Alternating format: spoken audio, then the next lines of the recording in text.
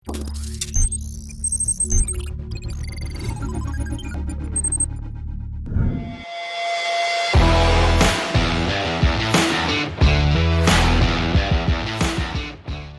में अब तक स्कोडा सुपर्ब की सिर्फ 2 जनरेशन लॉन्च की गई है, लेकिन जब भी आप इस कार को सड़क पर देखते हैं तो आपके दिमाग में सिर्फ एक बात आती है, बेहतरीन स्पेस वाली शानदार लग्जरी कार।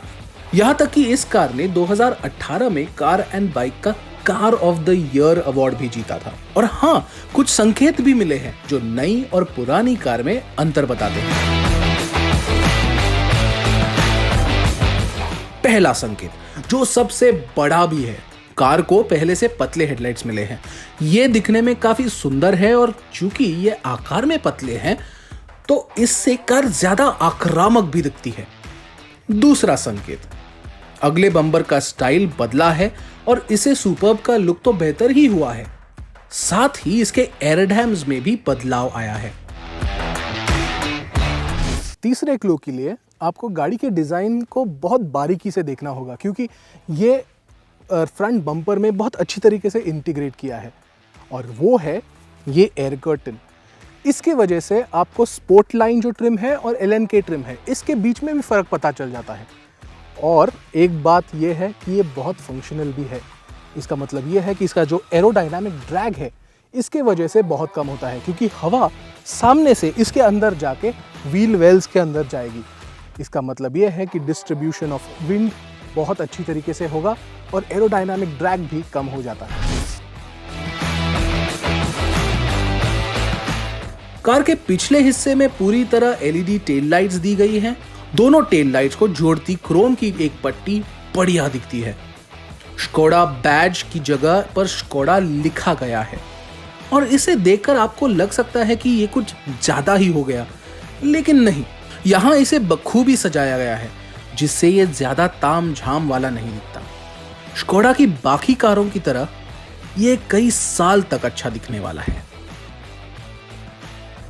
कार के बाहरी हिस्से तो हमें पसंद आए, लेकिन इसका कैबिन कैसा है? कैबिन की बात करें तो फिर सुपर्ब में ज़्यादा चेंजेस देखने नहीं मिलते और फिट एंड फिनिश बहुत ही अच्छी है। और ये सॉफ्ट टच मटेरियल जो कंपनी यूज़ करती है, इससे भी थोड़ी प्रीमियम और लग्जरी फील आती है गाड़ी को। एर्गोनॉमिक्स कहे यानी कुछ डिवाइसेस जो है सब नज़दीक है और आपको स्विच ऑन स्विच ऑफ करने के लिए भी कोई तकलीफ़ नहीं होती। थोड़े ही शब्दों में कहे तो ये बेज और black interiors, ventilated seats, sunroof, ये सब कुछ गाड़ी में एक जान डाल देती हैं। एक शब्द अगर हम इस गाड़ी के इंटीरियर्स के लिए रखें तो वो रहेगा सुपर्ब।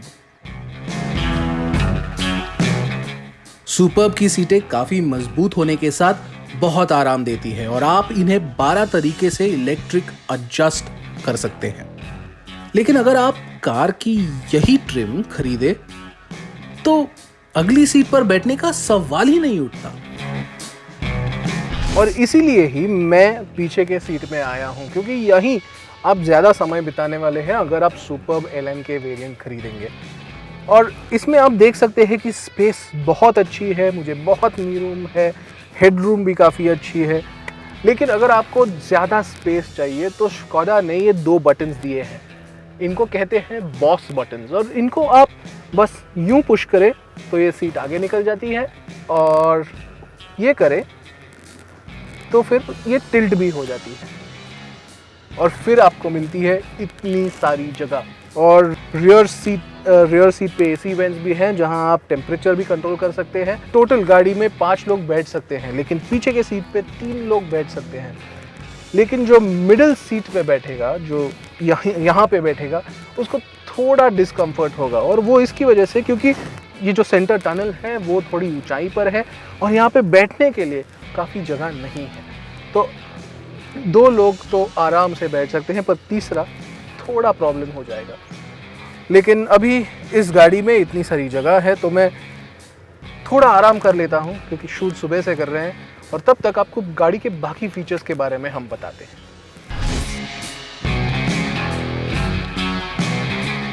LNK वेरिएंट के साथ भी पिछले सीट पर सिर टिकाने के लिए बहुत अच्छा इंतजाम किया है और हेडरेस्ट को मोड़ा भी जा सकता है। इसे हमने स्कोडा कोडियाक में देखा था और पसंद भी किया था। यहाँ आराम की कोई कमी नहीं है और लंबे सफर में आपको कोई परेशानी नहीं होगी। लेकिन अगर आप पिछली सीट पर बैठे हैं तो मल्टीमीडिया सिस्टम आपकी पहुंच से बाहर हो जाएगा और इसे चलाने के लिए आपको आगे बैठे यात्री की मदद लेनी पड़ेगी। अगर ये डैशबोर्ड आप देख ले तो 8 इंच की इंफोटेनमेंट सिस्टम आपको यहाँ पे मिलती है। इसमें एंड्रॉयड ऑटो, एप्पल कारप्ले और इवन मिरर लिंक भी मिल जाता है आपको। इससे जुड़ जाने के लिए बहुत सिंपल है और बहुत इंट्यूटिव है, मतलब आपको बहुत यूज़र फ्रेंडली भी कहा जा सकता है। बहुत सी चीज़ें हैं इसमें जो आपको बहुत मज़ेदार लगेगी। लेकिन यहाँ पे जो इंस्ट्रूमेंट क्लस्टर है ये पार्ट एनालॉग है और पार्ट डिजिटल है, मतलब आपको नीडल्स दिखाई देती हैं और तो बीच में ही एक डिजिटल डिस्प्ले है। इसमें एक प्रॉब्लम दिखाई देता है कि जो स्पोर्ट लाइन वेरिएंट है, जो इसके नीचे वाला वेरिएंट है, ये जो पूरा क्लस्टर है ये डिजिटल है। जी हाँ, वर्चुअल कॉकपिट की तरह ये पूरा डिजिटल है। पर ये top of the line variant है LNK।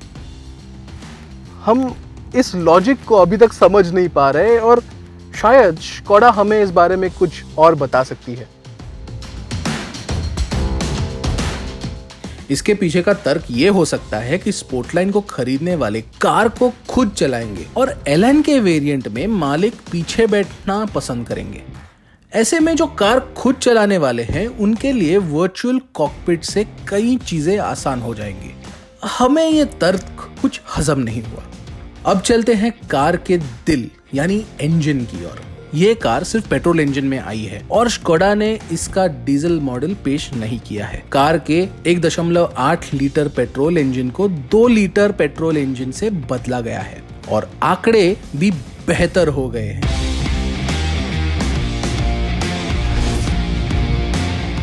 आप गाड़ी में बैठने के बाद पहली चीज जो आपके ध्यान में आती है वो है ये इंजन कितनी स्मूथ है और रिफाइंड है।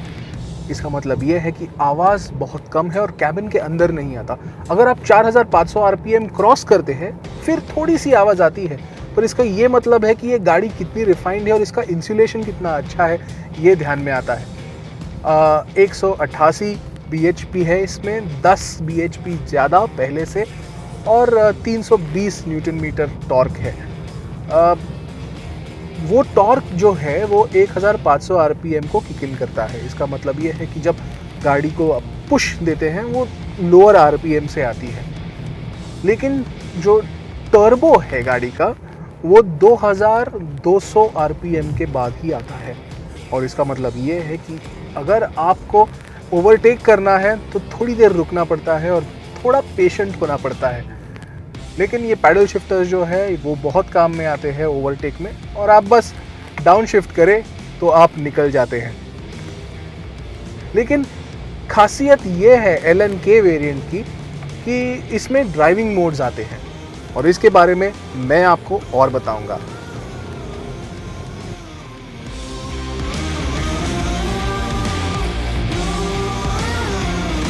कार में 3 ड्राइविंग मोड्स हैं, इको, नॉर्मल और स्पोर्ट्स। तो इको मोड में इंजन धीमा हो जाता है और क्योंकि बेहतर माइलेज पाने के लिए रेव रेंज निचले स्तर पर रहती है। नॉर्मल मोड में आपको किफायत के साथ स्पोर्टीनेस भी मिलती है, लेकिन स्पोर्ट मोड में चलाने का असली मजा आता है। 7 स्पीड DSG काफी स्मूथ है और आपकी जो एक्सेलरेशन की मांग है वो उसे पूरा कर देता है और इसमें पैडल शिफ्टर की वजह से आपको लगता है कार पर नियंत्रण बढ़ने का एहसास होता है। सुपर्ब हमेशा ही अपने राइड एंड हैंडलिंग की वजह से जानी जाती है और इस गाड़ी में भी कोई कुछ अलग नहीं है। ये भी उतनी ही रिफाइंड है, ये भी उतनी ही अच्छी तरीके से इन गड्ढों में जाती है और ज़्यादा करके मुंबई में धुआंधार बारिश के कारण रास्तों पे गड्ढे होने के बाद गाड़ी मक्खन की तरह उसके ऊपर से जाती है।